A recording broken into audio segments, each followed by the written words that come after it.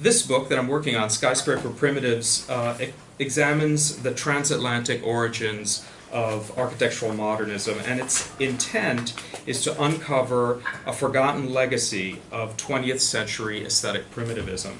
So in recuperating this discourse, Skyscraper Primitives is attempting to establish a new interpretive context for architectural travelogues by figures all the way from Erich Mendelsohn, which is one of the chapters in this book, through successors like Richard Neutra, Le Corbusier, Rainer Bonham, and all the way to Rem Koolhaas. And all of these architects fused design critique with essentially ethnographic assessment. They were really examining what for them was an exotic overseas culture. They extracted its defining characteristics, and often they felt that their vision as non-natives allowed them to see the culture in ways that eluded the grasp of the natives. So this is a kind of discursive formation that cultural historian Rob Crows has called Occidentalism. And the other thing I want to do in this book is look at how the quote-unquote natives responded. So far from being passive subjects of continental myth-making, Americans devised their own conceptions of New World primitivism as an incubator of modernity. And so the title of this book, Skyscraper Primitives, comes from the nickname given to one of these groups of Americans. They were World War I expats in Europe, and they were publishing a magazine called Broom, one of the kind of small literary magazines of the 1920s, and they were attempting to define what they called an indigenous American modernity to counter the notion that there was a continental franchise on modernism. And they're also, as I said, a topic of this talk. Pairing American constructions and European constructions of New World primitivism is tactical for me as a researcher because it allows me to investigate the power-knowledge relationships implicit in these deployments of primitivism, but at the same time use indigenous counter-narratives to avoid sort of reifying European perspectives. And that's essentially what we have in much of the canonic architectural history today about modernism. So if we can turn the lights off, because it's much more interesting, I hope, to look at the slides and to look at my face. We all understand that histories of modern art have, for a very long time, affirmed the role played by ethnographic museums and tribal art collections in Europe as catalysts for avant-garde painting and sculpture. All of us are quite familiar with the role that African masks and oceanic artifacts played in shattering European academic art and opening up a new realm of visual abstraction for kind of avant-garde artists. However, although modernist art and architecture are generally seen as sharing the same avant-garde heritage, architectural histories instead canonize a sweeping prohibition of the primitive. Its foundational text is Adolf Loos's 1908 essay, Ornament and Crime, and in it, Loos proclaims that architectural decoration is as atavistic as a Papuan cannibal's tattoos. According to Loos, Aboriginals, and in his writing, he starts out by talking about Native Americans, and then he shifts to Papuans, who were, of course, subjects of a German colony at the time. All of these Aboriginals are afflicted with a form of aesthetic ignorance. It leads them to disfigure their bodies with tattoos, and as with all forms of surface decoration for Loos, he deems this a predilection for skin ornament normal among savages, but criminal when reprised by modern Europeans. So if we compare the Vienna secession style that Loos reviled on the left with his own Steiner house of 1910 on the right, you can see how he applied this ethnographic theory to architectural practice. However, Loos's position on primitivism was far more ambiguous than just Ornament and Crime, that single text, would suggest. He actually considered American engineers and plumbers to be indigenous moderns, due to an enviable form of aesthetic ignorance, that is, their lack of academic art training. And I should say, note that Loos, in his early part of his life, went to Chicago around the end of the 19th century, where he worked as many kind of mundane things, including, I think, a dishwasher, and developed his sort of, you might say, fetishistic views of American culture. So this argument that American engineers were a certain kind of indigenous moderns because of their aesthetic ignorance in a positive way, this particular argument is the portal to architectural history's terra incognita of New World primitivism. In his contribution to the 1913 German Werkbund Yearbook, which you see on the left, Walter Gropius, who would go on to found the Bauhaus, expanded Loos's thesis about New World indigenous moderns. He proclaimed the, quote, true artistic naivete of the American engineer as an antidote to the historicist nostalgia of academically trained architects. And he illustrated this point with images of North and South American grain elevators, which you see there on the right, and proposed that these artless artifacts, quote, almost bear comparison with the work of ancient Egyptians in their overwhelming monumental power. This was an allusion to art historian Wilhelm Boehringer's 1907 treatise, Abstraction and Empathy, which traced the primitive origins of abstract aesthetic form to ancient Egypt.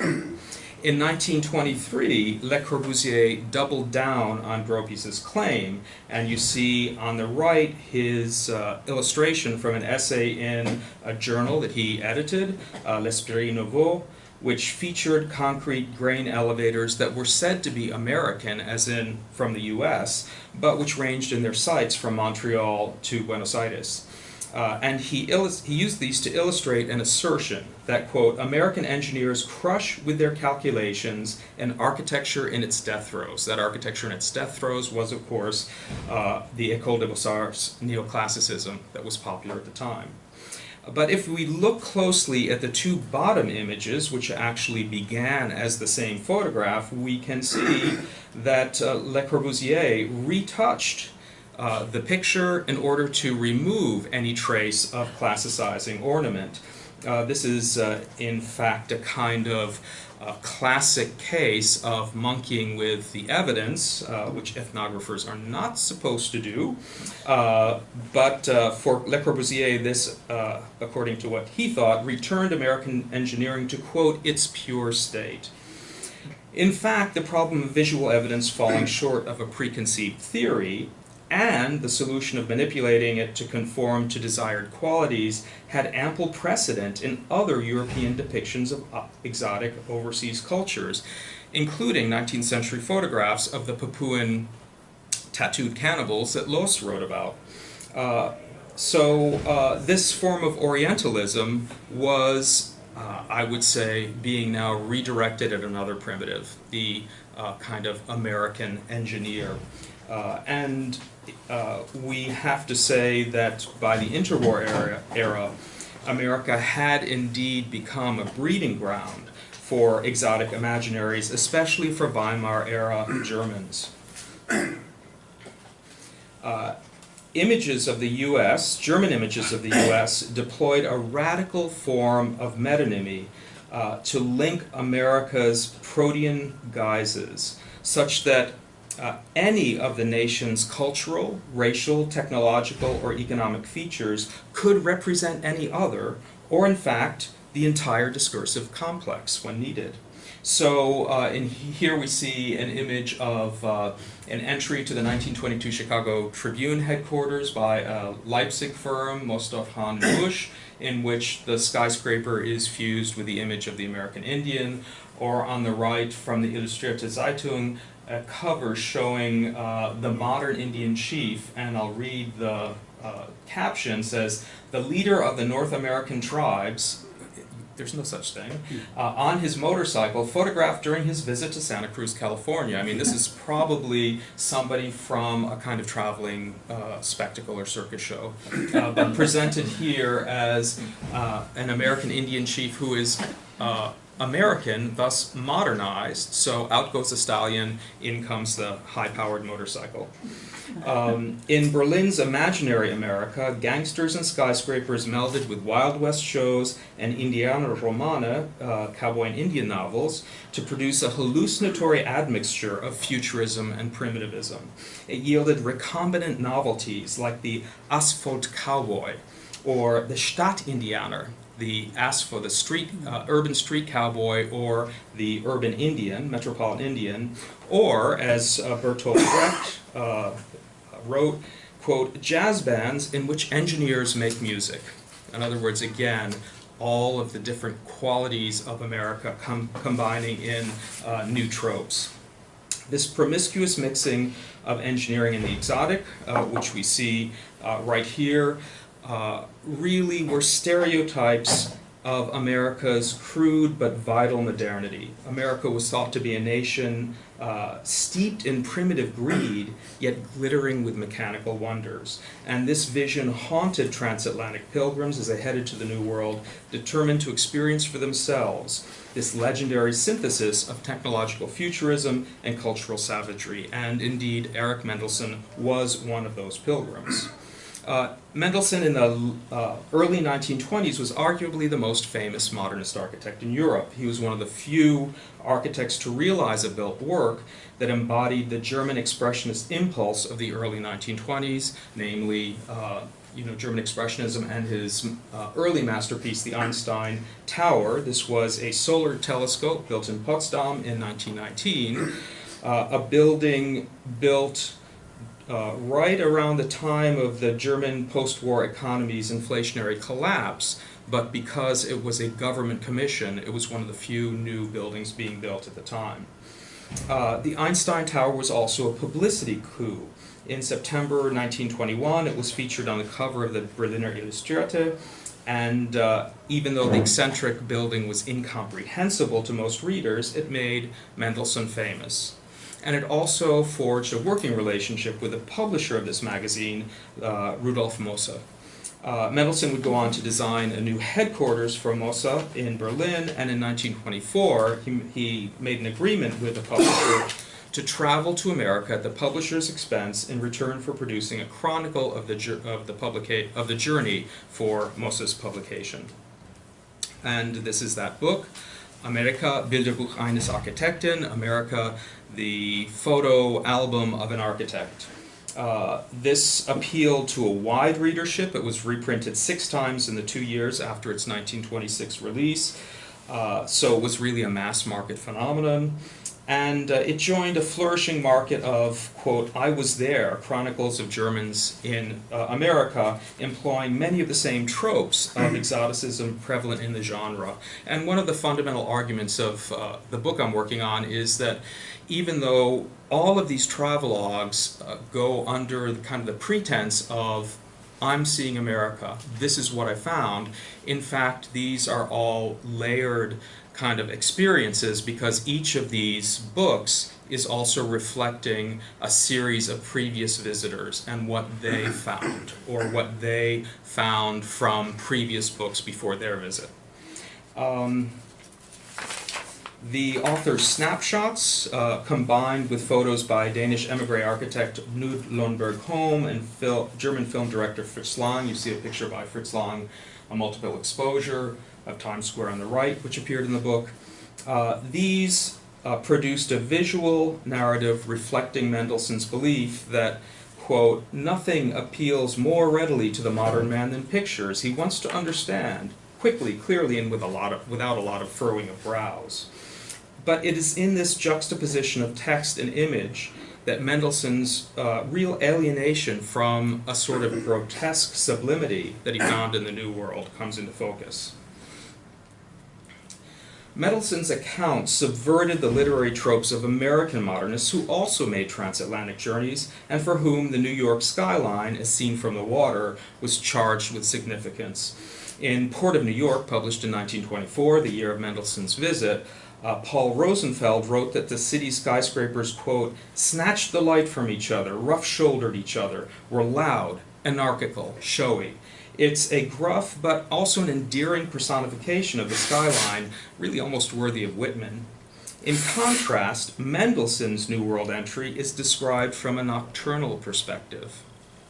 In a letter to his wife Louisa, which served as the first draft of his published text, he wrote, "Babylon, ghostly in the lunar darkness, torn with luminous verticals, a blow to the heart, lost in such magnitude, the tragedy of madness, deranged power, the power of space, intoxication of limitless victory." This shock of contact with a New World other is repeated several times in Mendelssohn's text. He captions a waterfront panorama of Manhattan, quote, "Announcer of the new country, of liberty and what lies behind it, measureless wealth, the most reckless exploitation, gold seekers and world domination." Mendelssohn's depiction of the U.S. as a nation of primitive greed helped catapult America to commercial success. As a market commodity, this book conformed to German audience expectations, reiterating narratives dating back to the 19th century that confirmed Europe's social and cultural superiority.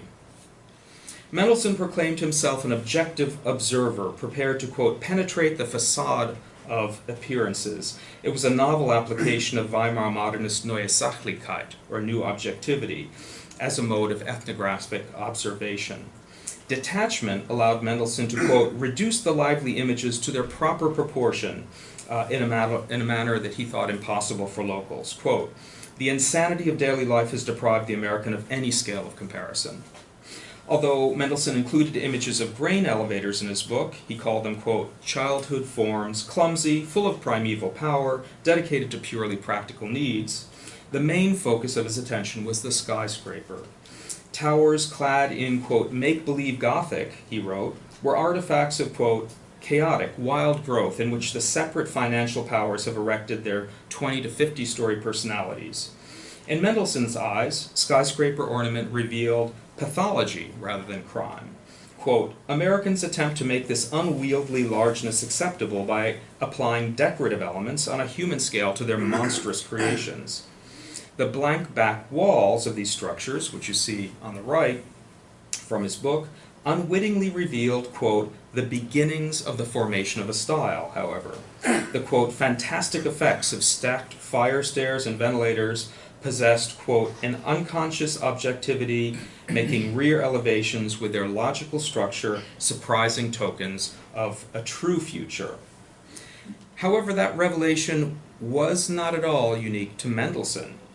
Despite his supposedly privileged powers of observation, American modernists like Charles Sheeler also understood that skyscraper sidewalls and rear elevations exuded a powerfully abstract presence, as recorded in prints and drawings of the 1920s. According to Mendelssohn, sensory overload distinguished the American metropolis. The, quote, percussive rhythm performed in a midday chorus on construction sites revealed to Mendelssohn a New World heritage of, quote, Negroes in Africa. Europeans go blind with the noise, he reported, but the Americans have adapted their nerves and no longer hear anything. American advertising was said to extract a similar toll on vision. The illumination of Times Square at night earned Mendelssohn's grudging respect, because its, quote, flaming scripts, the rocket fire of illuminated ads, provided a dazzling spectacle. On the other hand, it remained, quote, disordered because exaggerated, but all the same filled with imaginative beauty. By day, however, that magic disappeared. It revealed the luminous fairyland to be just, quote, the grandiose tomfoolery of a universal fair, collar, sugar, orpheum, toothbrushes, tobacco, and vote for Charles E. Gehring. Billboards were a hallmark of a form of capitalism that, quote, ran unbridled, wild, shouts itself hoarse. Encrusting structures with transient false fronts, they obscured the, quote, bare bones of construction that for Mendelssohn actually heralded architecture's modernist future. In other words, architecture's future was being forged by unaesthetic engineers as opposed to aesthetically trained architects. As unlikely as it may seem, given Mendelssohn's disdain for American advertising, upon his return to Germany he would devise a system of integrating electrical signage on urban buildings that constituted his most memorable contribution to Weimar Modernism. By the late 1920s, Berlin had become a nocturnal paradise of electric signs. After 1924, economic stabilization brought consumer spectacle back to the street. A surge in advertising and declining power costs doubled the amount of electrical advertising used in Germany from the pre-war years to 1928. In October 1928, the Berlin im Licht festival celebrated the city's nighttime glory. And by 1929, Germany was spending more per capita on commercial publicity than the US. Mendelssohn's design for the C.A. Herpich store in Berlin really begun exactly as he returned from the US in 1924, inaugurated a new style of publicity architecture, Reklame architecture, as architectural historian Rainer Bonham dubbed it, and this harnessed capitalist spectacle to re-enchant the modern city. The Herpich facade used illumination to define building form and integrate advertising into it. At the sidewalk level, indirect lighting, hidden in a continuous band of horizontal strips, separated bands of, flooded the store's trademark. Above this, luminous horizontal strips separated bands of ribbon windows. By using the building's structural frame to subordinate commercial messages, the C.A. Herpich store disciplined what Mendelssohn called the chaos of ads that he had deplored in America. Mendelssohn proclaimed in his travelogue's introduction, quote, "At the moment America has unexpectedly little to offer a prophetic observer trained in the uses of space when it comes to real progress." However, time exposure in his book that renders a New York facade in alternating light and dark bands, which you see on the left, seems to herald the architect's later German work. And indeed, this building provided the single exception to Mendelssohn's distaste, which he noted for Manhattan's, quote, circus of lights.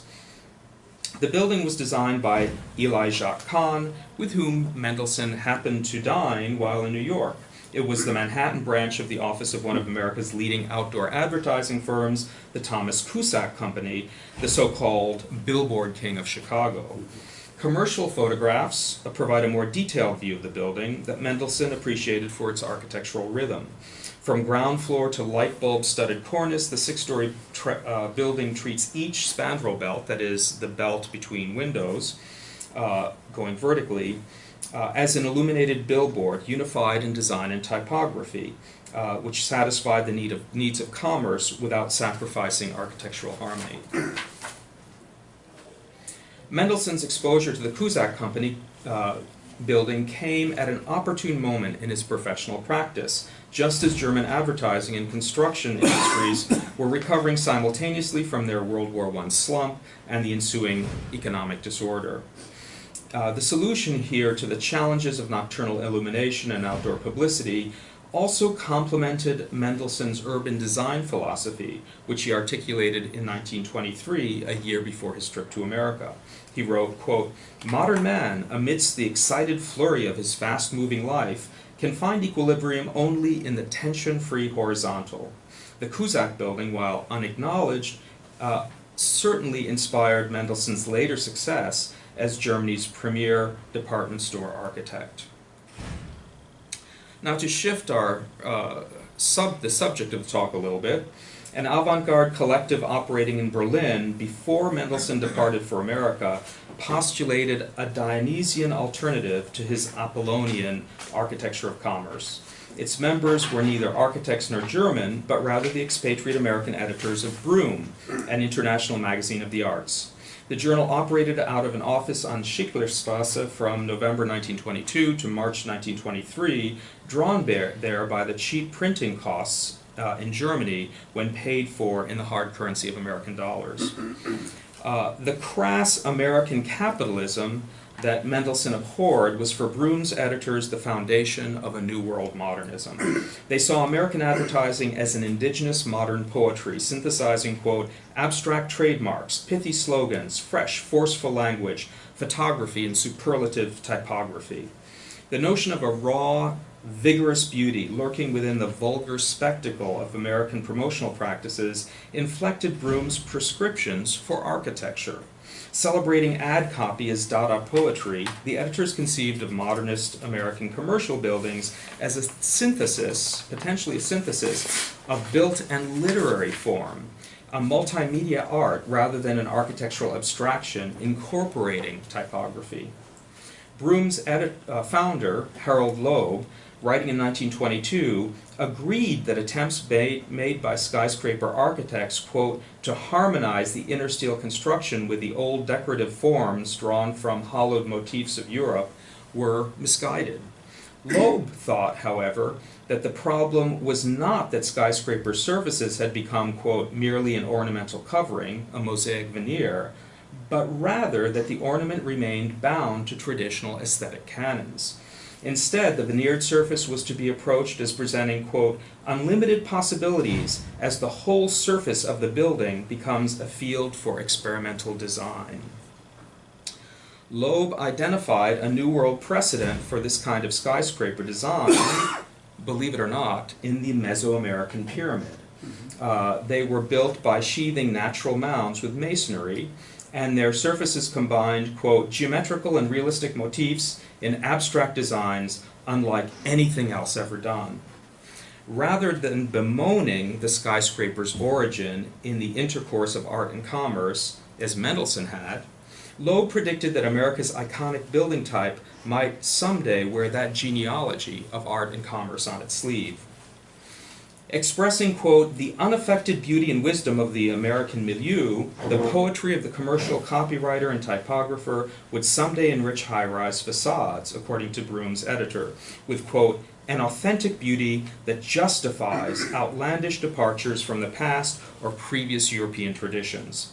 Loeb described the resulting urban barrage of messages and visual effects, quote, perhaps in time the faces of the buildings will be used like magazine pages for advertising on a tremendous scale. Slogans such as, you need a biscuit, raised in relief in colored stones, trademarks, etc., sculptured in great panels, reading material, poetry and prose, dodging in and out, around the windows, at night the whole surface flaming with incandescent colored lights and searchlights. Loeb's co-editor, Matthew Josephson, completed the vision of a modernist American architecture of the night, contemplating its reproduction at metropolitan scale. Quote, a stranger nearing the port of New York for the first time and peering anxiously toward this fabulous city would perceive as the first indications of its culture and its personality gigantic incandescent messages shooting fitfully over the water. Colgate, Hecker's Flour, American Sugar Refinery. These solemn auguries of America, passing in brilliant illuminations across the sea, would serve as a majestic prelude to the strange music of these people. Broom's call for an American modernism rooted in the nation's brazen culture of commerce was a road untaken. By the mid-1920s, the magazine had gone belly up, and its editors had returned to New York. By the 1930s, with the collapse of the Weimar Republic, its leading modernists went into American exile, bringing Bauhaus minimalism to our house, as Tom Wolfe put it. The bare-bones approach to modern building, praised by Mendelsohn, would become America's international style, the nation's Cold War gift to Europe in a reversal of the migratory cultural currents that had brought German modernists to America a decade earlier. By the late 1960s, the outlandish prescriptions of Broom's skyscraper primitives constituted a design legacy forgotten, but not gone. It resurfaced in the first postmodern critique of high modernism in the work of Robert Venturi and Denise Scott Brown and Stephen Eisenhower, a triumvirate of Yale urban design theorists who in their seminal study, Learning from Las Vegas, scrutinized its glittering strip as, quote, a communications system. They announced, learning from the existing landscape is a way of being revolutionary for the architect. a lesson that the Berlin-based editors of Broom had absorbed half a century earlier in their struggle to spin an indigenous modernism from billboard poetry and capitalist spectacle. Thank you very much.